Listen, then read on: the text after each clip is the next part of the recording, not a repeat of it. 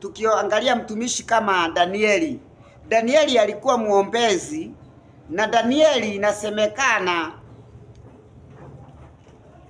alitiwa katika tundu katika shimo la simba, na simba wakumla pamoja na Shadraka, Meshaki na Abednego waliowekwa katika shimo lilikuwa na moto na hawakuchomeka. Lakini uchie wakati ule ambao walikuwa wanawekwa mahali pale, walikuwa katika nchi ya Mababilonia, walikuwa wametekwa nyara, walikuwa wametekwa, walikuwa sijui, walikuwa mikononi mwa maadui, lakini walizidi tu kusimama na Mungu, na Mungu akasifiwa na akaonekana katika mateso yale, katika nchi ya Babyloni ambao haikuwa yao. Wao hawakuacha Mungu kwa sababu ati amewaachilia, na wakaenda wakiwa mateka katika nchi ya maadui wao. Lakini walipokuwa mahali pale, walizidi tu kumtumaini Mungu, na Biblia inasema miujiza ambayo ilitendeka na mambo ambayo walipofika mahali pale, Mungu wao akatawala katika nchi ile. Kuna mambo mengine huwa inatendeka ili Mungu asifiwe mahali ambapo pawezi onekana kama anaweza sifiwa mahali pale. Lakini wakati Mungu anataka kujisifu na wewe unamgeukia, alikuwa anataka ajisifu na wewe, anakupitishia ili adhirishwe ama adhibitishwe ama ajidhibitishe ni nani kwa wale ambao wamekuzunguka. Lakini kuliko adhibitishe na wewe yeye ni nani, hata wewe unakuwa adui wa Mungu wako. Na isiwe hivyo katika jina la Yesu Kristo.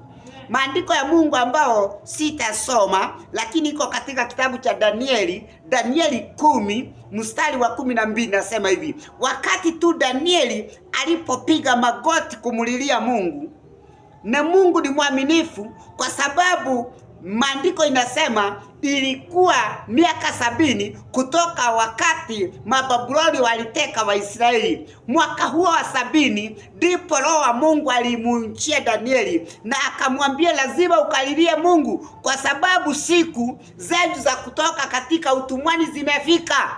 Saa zingine siku zetu za kutoka utumwani, utumwa wowote ule huwa zinafika, lakini kuliko kututumia ule muda vizuri, tujikomboe katika ule utumwa, na sisi tunakuwa katika hali ambayo ni ya kujitenganisha na Mungu, hali ambayo ni ya kukaa mbali na Mungu. Lakini time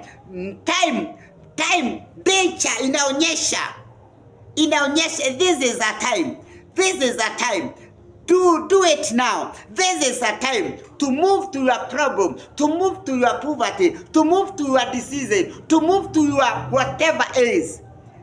Lakini wakati zile signs zinaoneshana ni wakati wako wa kutoka katika utumwa ule, na wewe unaignore, kwa sababu ukaignore mpaka Mungu wako. Danieli wakati aliona zile sign, akapiga magoti, akanyenyekea mbele ya Mungu, akaanza kumulilia.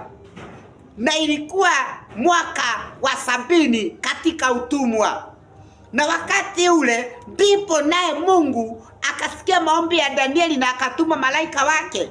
Lakini naye shetani mwovu akafungilia malaika ambaye alitumwa. Siku Biblia inasema siku 21, lakini siku ya 21 Jehova akajua malaika wake amefungiwa, akatuma Mikaeli akapigana na yale mapepo. Lakini Danieli yako tu pale akimulilia Mungu. Saa zingine tunatoka kwa magoti, tunaona kama Mungu alituacha, lakini Mungu already ametumana. Na wakati huu ambapo tunaona Mungu kama ametuacha, shetani mwovu anatafuta kisirani ambacho sisi atatutafutia sisi na Mungu wetu, ili tuachane na Mungu aliyetuumba, ili hata Mungu akasiriki awachane na sisi. Lakini Danieli alizidi tu kuomba Mungu mahali pale, Kwa hivyo hakuwa na time ya kuagiu na Mungu wake, hakuwa na time ya kuagiu na wale ambao wamemsalaudi. Lakini time yake, hata kama alikuwa kwa moto, hata kama alikuwa kwa mikononi mwa maadui, aliendelea kumtafuta Mungu. Saa zingine tunakosa kumtafuta Mungu.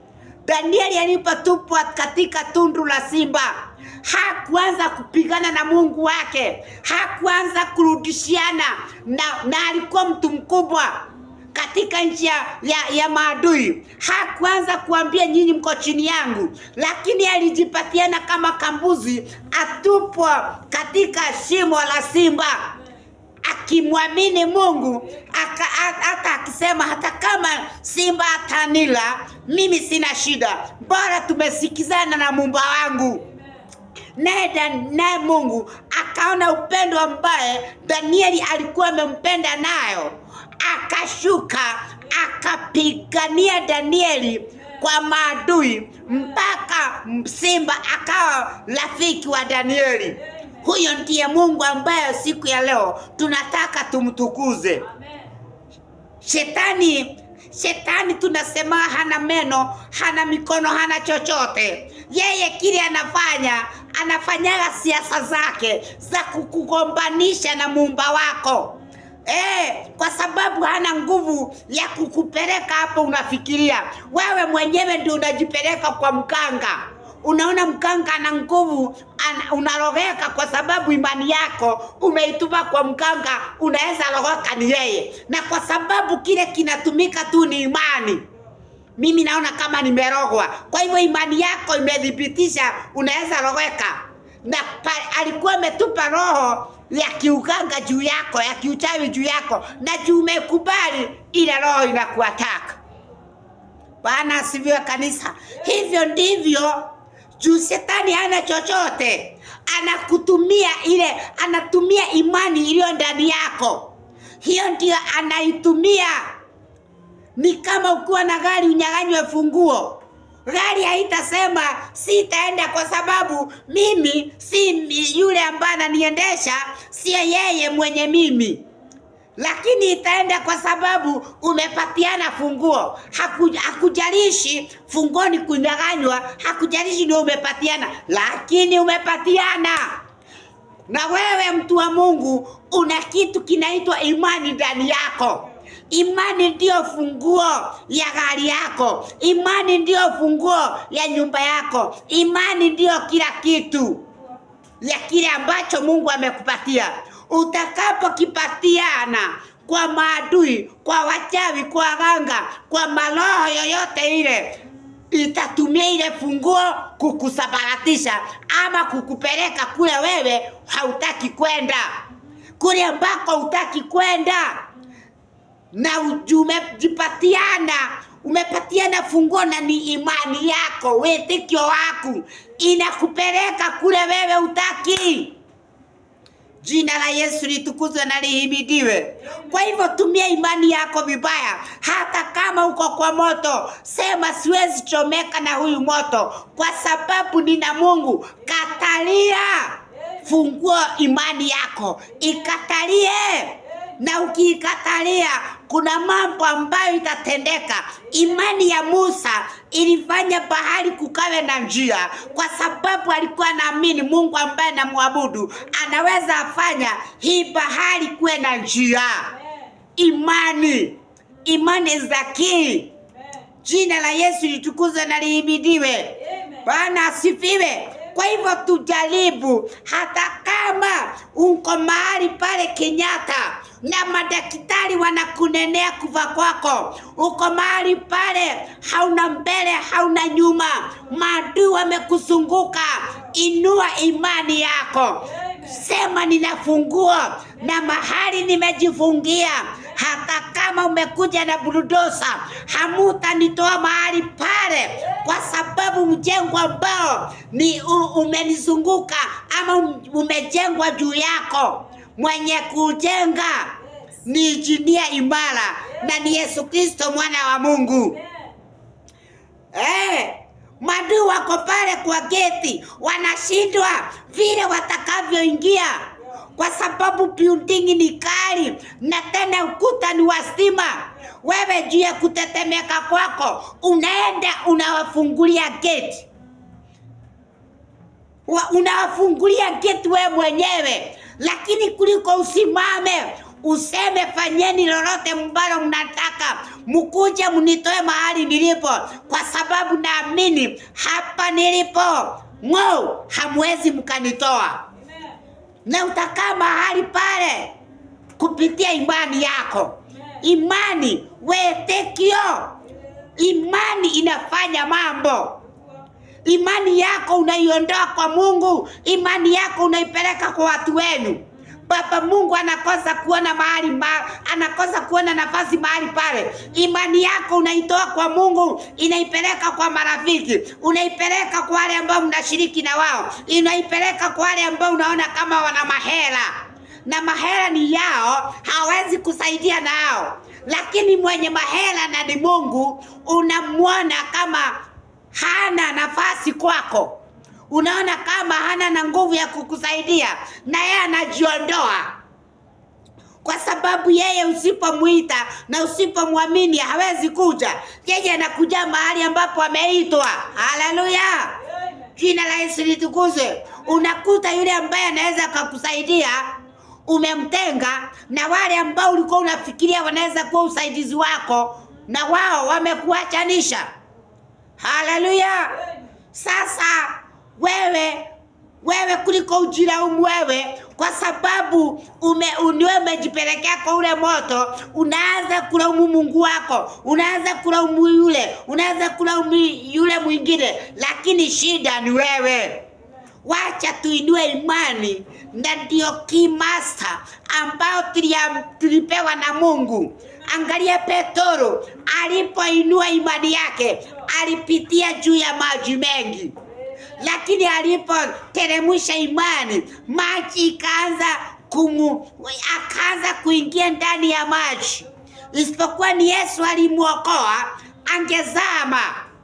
Imani is the key. Jina la Yesu litukuzwe na lihimidiwe.